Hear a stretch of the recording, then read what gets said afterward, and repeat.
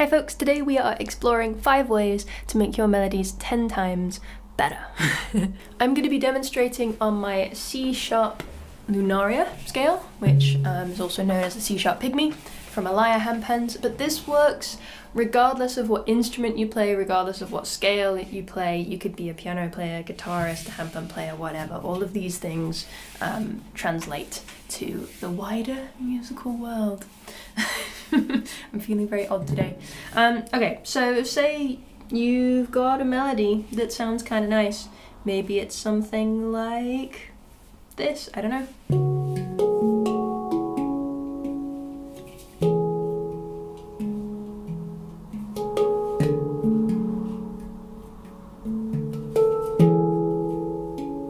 There we go.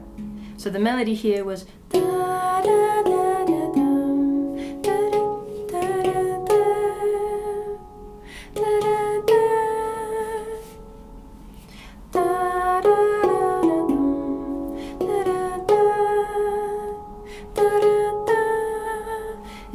Quite a nice melody, and I'm going to break down the reasons why before we break down how to make this even better. And the reason this is a nice melody is because it's got a few different elements to it. First, it has this nice, just a nice little hook that's got a good sense of direction to it. This second half especially, it's just moving down the scale. It goes where we expect it to go as a listener, and so it feels very comfortable, and therefore it feels very nice. But it's not just moving down, it's got a little bit of upwards direction. I've been making t-shirts today, and so I've got tape on me. The t-shirts look like this, just in case you're wondering. Ta-da! Cool little design. They're not for sale yet. I haven't quite figured out how to do it. I was selling merch through dropshipping and ordering a bunch and then selling them, but those t-shirts were coming in individually wrapped plastic bags, which made me really upset, and I felt like a hypocrite because I can't be singing songs about saving the planet and introducing things that are really bad for the planet. So I've decided to make my own. Anyway, continuing on. But what's nice about the direction of this is that it kind of has a little skip up and then we go down where we expect it to, right? It's got that nice little turnaround that makes it a bit more interesting. Another reason why it's quite nice is because it's not just that one element. It then has a second half to it. And that changes the tempo, right? Da, da, da, da, da, da, da. We've got loads of space in there that we're playing with, right? And that kind of shifts your expectation a little bit. And this doesn't feel like it ends anywhere. It's really leading on. It really wants to arrive here, right? And having that pause before we get there, having that sense of anticipation keeps the listener hooked. And that makes it really exciting. So there's already a few elements within this melody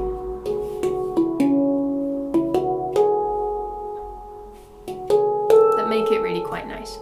But there are things that we can do to make it even better. First thing is repetition. Sometimes students come to me and they're like, I've got this cool melody, but I don't know how to build on it. I don't know what to do with it, and I'm stuck. And the simplest, most basic way to improve that melody is to literally do it again.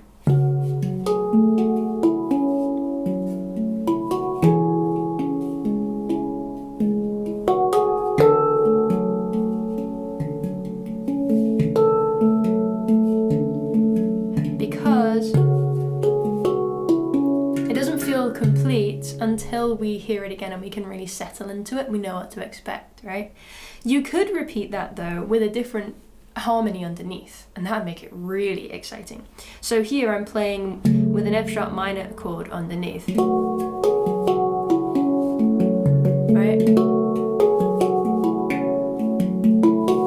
And then I shift.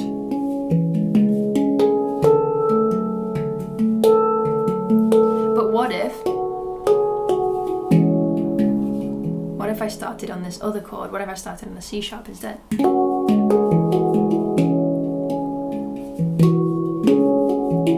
As opposed to, you hear how that really changes the feel of that melody just by reharmonizing it. Suddenly it's hopeful.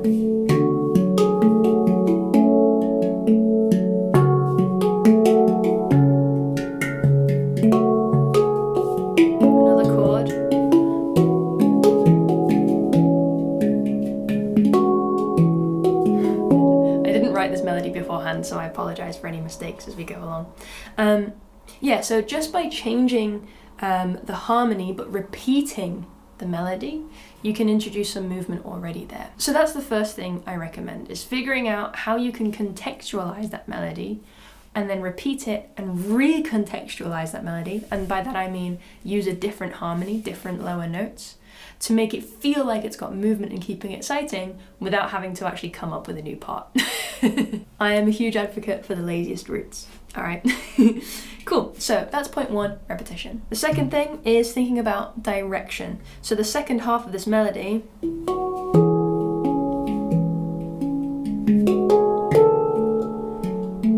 we're moving up.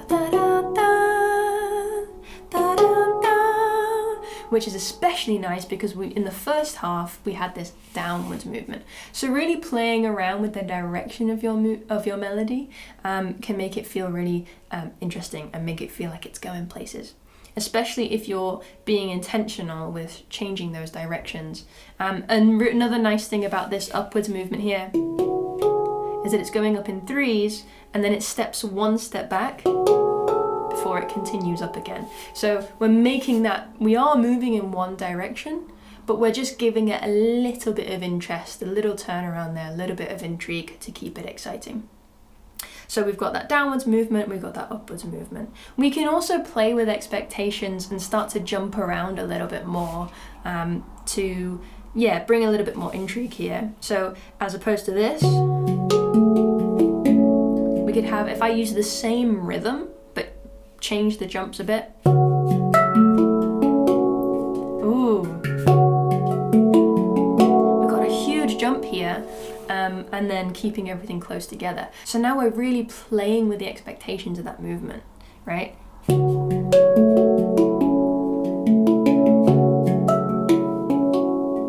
What if I go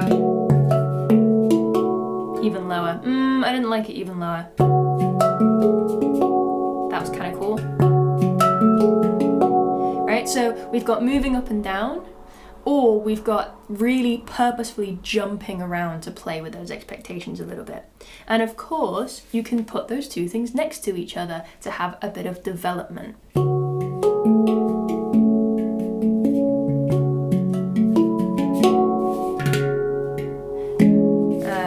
Okay, so now we've got two versions of that melody.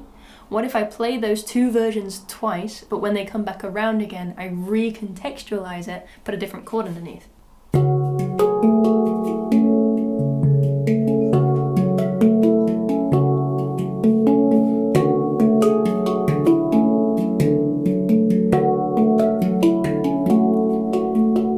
Right, so I'm just repeating that melody, but changing the chord. I've got like two versions of the same melody, basically, but then I'm changing the chord underneath.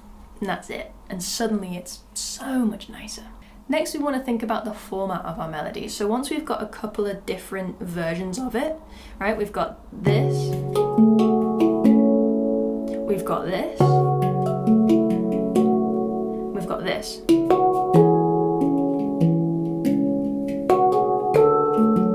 I would call that one part as well. So we've kind of got three little things of melody here. Now we can start to think about how we want to use them, how we want to stitch them together and actually compose them to make them interesting.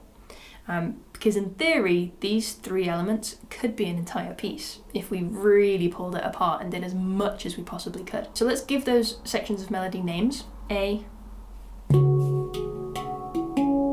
B,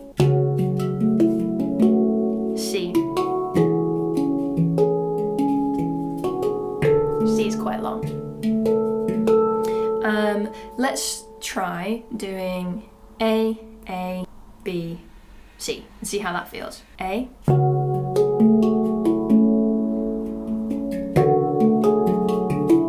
I changed the chord because it was twice. Now C. And I've just sped up that C a little bit, pushed it together to make it fit within that 4-bar block. Okay, so that's A, A, B, C. We've already seen A, B, A, B, where I did that repetition and then changed the chords. What if we do C, C, A, A? Let's try that. And again. Now A. And again. Yeah. So you can see that I'm playing around with those building blocks, putting them in different orders to see what sounds the best. And then of course you can come up with slight variations of those melodies to keep that interesting as well. So you could do like A, B, A, C, and then A, B, A, C variation, and so on and so forth. There's an unlimited amount of ways that you can explore that. Alright, so that's like the actual melody itself. We can also play around with the way that we perform it and the textures that we use. So the most obvious way to do this would be to change the dynamic.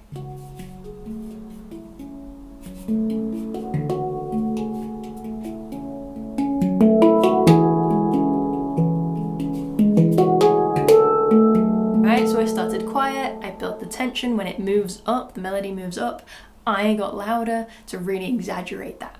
So we can play around with the dynamics. We can also play with the texture. We can change the way that we use our hands, especially on handpans, to change the tone of it. So we could close that sound by playing with the pads of our fingers, and then we can straighten our fingers and use more of it and move outer to the outer edge of the note to open the sound and make it more like tacky rather than bassy.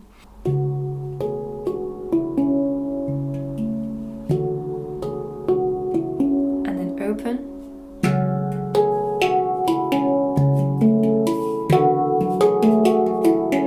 So that adds another layer of dynamic if you wanted to build some tension there. We could use our knuckles.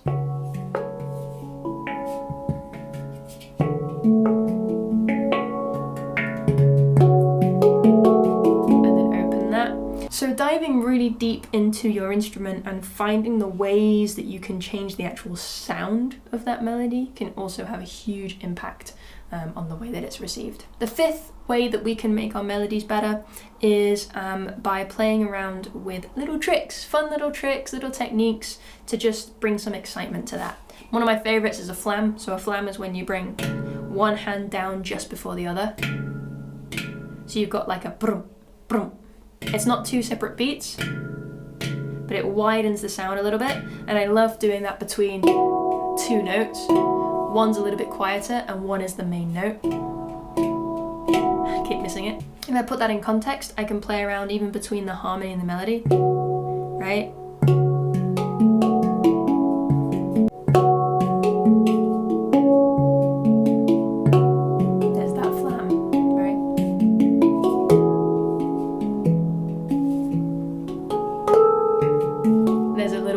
There, right?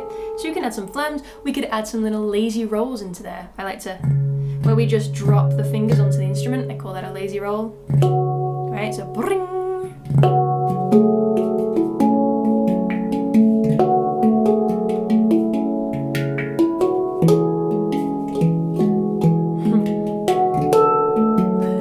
Right? Some little rolls. We can also start to fill in the space in between the melody, not with more prominent things, because that would get a bit too crowded and be too many kind of points of interest to really latch onto, but we could add some lower dynamic little elements.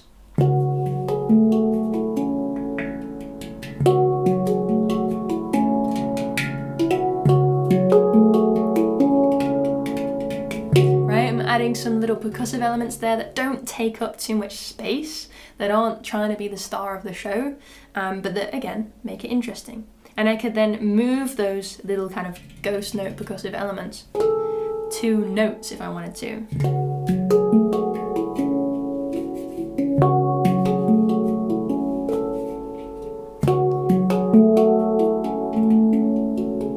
Oh, I just moved up the scale. That's an easy way to add a bit of interest to make you look fancy.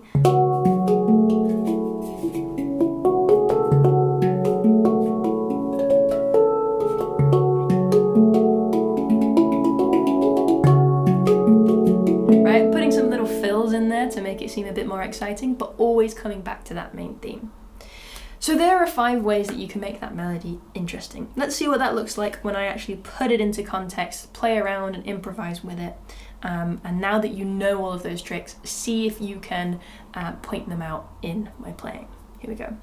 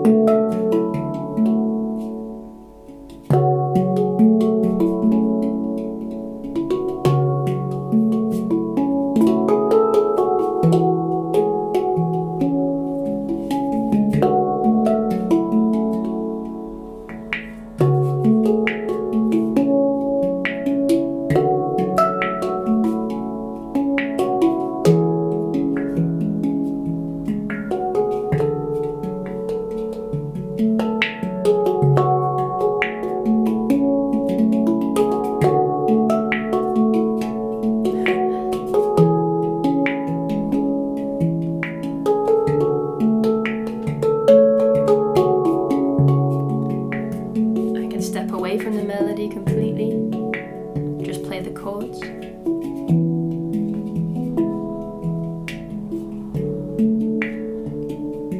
Because even that is interesting in itself. And I can add little moments of melody within it. Here we go, coming back.